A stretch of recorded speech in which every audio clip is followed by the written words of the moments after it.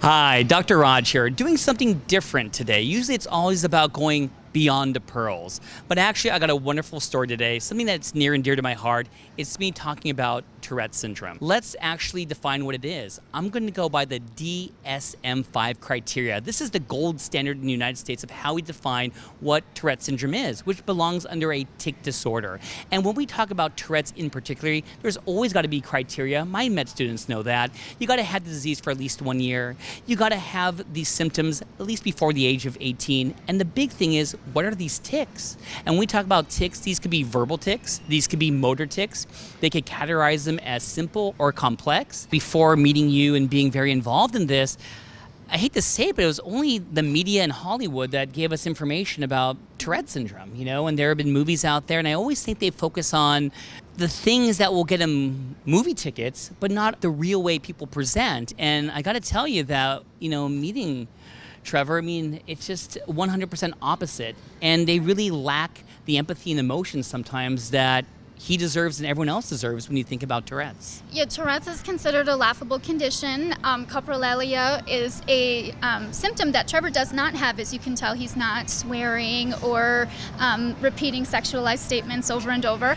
And if you can imagine, for a teenager, preteen teenager with Tourette's to repeatedly say those words over and over, it's not funny at all. It's very sad to see that. And once again, I'm not going from first person, but hearing some of the stories that some of the kids get taken out of class. Yes. And this one, what makes me tear up, me and my wife, is that some kids get punished about this. And I just can't even imagine that. Being a father of 2 kids, and something that they can't control. And that's where the movie should be made from. Trevor, talking about all these stereotypes that Hollywood has been doing, you're right next to me. Tell me, how is it like living with Tourette's? Well, people aren't going to look away and not notice. They would walk down the street. Right. There's always people out there who make comments. I've had plenty of encounters with them. All the parent stories make me tear up. Tell me about anything about the last 17 years, anything you want to say. Well, it's been really hard. He's had Tourette's for about 10 years. Okay. So after a decade of wear and tear on his neck and his back and his joints, he has chronic pain. He's in pain every single day. From the moment he wakes up until the moment he falls asleep, he is moving, and I can't stop it. Oh, wow. What are the triggers for Tourette's? Anxiety, depression, illness, but one that always goes under the radar is sleep. And I wanted everyone to know that, when we think about sleep deprivation, nothing good happens when you're sleep deprived. And I heard, and correct me if I'm wrong, Trevor has sleep apnea, is that right? Yes, Trevor has sleep apnea, so throughout the night his machine is constantly having to trigger him to breathe again. Yes. And so he's constantly being interrupted. Wow. And the machine is very helpful, of course, but if he did not have sleep apnea, I would imagine that his Tourette's maybe wouldn't be quite as bad. And that makes sense. And from a medical standpoint, when you have sleep apnea, you're always being aroused. And how do adults like us present with sleep apnea? Excessive daytime sleepiness, fatigue, irritability, and I'm sure that just magnifies when you have this underlying disorder.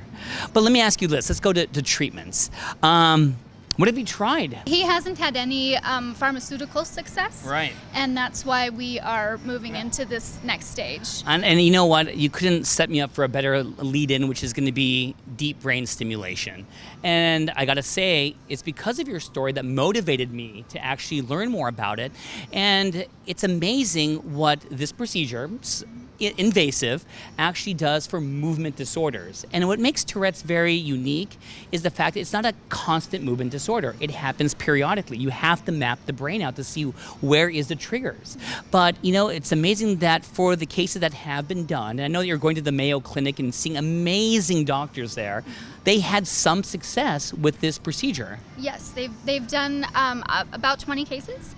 And Wow. They've had, I think, overall a 70% success rate, Yep. improvement in tics. And in Trevor's case, if he were to even have a 20 or 30% success improvement, Right. we would be amazed. That would be like that would be a big deal. We would love 100%, but we'll take anything that we can get. So anytime we do an invasive procedure, I think we're on the same page. You want to do what we call minimally invasive things first.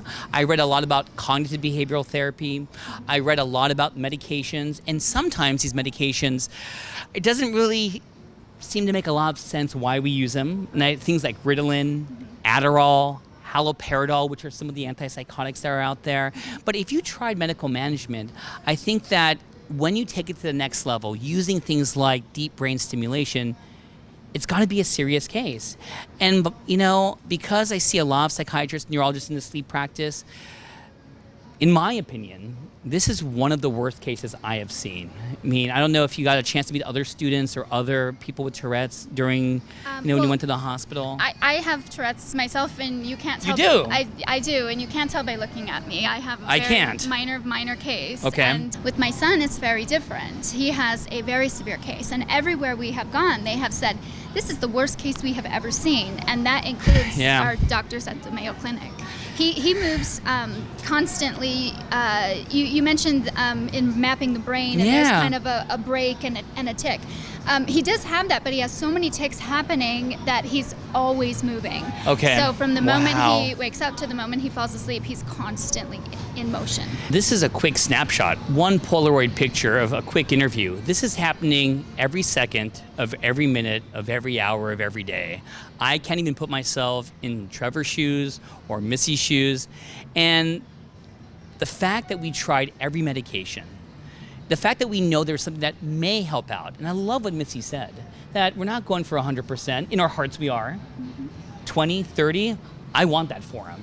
And I really hope we find a way, whether it be through GoFundMe, whether it be you find the Willy Wonka golden ticket, I want you to get this DPS device. Can I ask you a couple questions? Yes. This way I have Trevor here, I can have the truth behind these questions. Can the tics be controlled by Tourette's? Is that a true statement or false statement? Yeah, I'd say you can't really control them throughout the day to make them not apparent. I can pause them like this. I can pause it for a second, and then after a few seconds, it just comes back full force.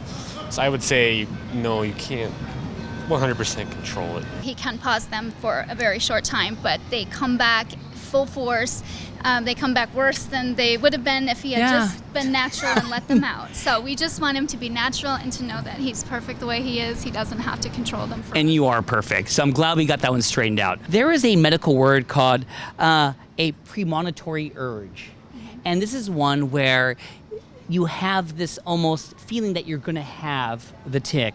So is this premonitory urge a feeling that some part of the body that builds up, and the only way it's going to be relieved is if you perform the tic? Is that a true statement or a false statement? We have found in Trevor's case that this would be a false statement. Interesting.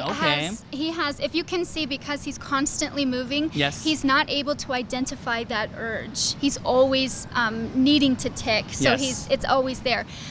So we do know that with others they have pausing and such. He doesn't have that. So now, are you going to become a doctor after this? Maybe. Okay. Is the exact cause of Tourette's known? Is that a true statement or false statement? I gotcha. No, the exact cause is not known. That is correct. That's what I feel. And you know what's very frustrating is that, you know, being here next to you, we need to invest, whether it's going to be research or time, to try to figure out what is the gene. I know that there is a family history. Obviously, I'm sitting next to the mom, but the answer is we don't know what it is.